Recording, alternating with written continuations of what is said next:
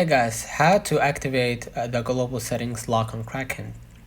So in order for this to work out, use the Kraken Pro website.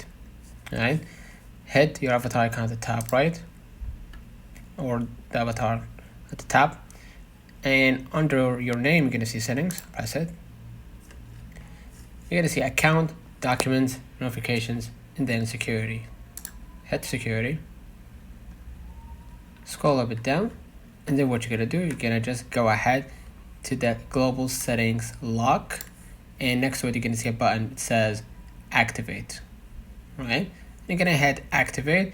You're gonna follow along the on-screen instructions, and as you can see, I already activated global settings lock, so no one can access my security settings, right, or modify anything without my permission, or for at least a period of time. You could set it to 3 days, 4 days, 29 days even.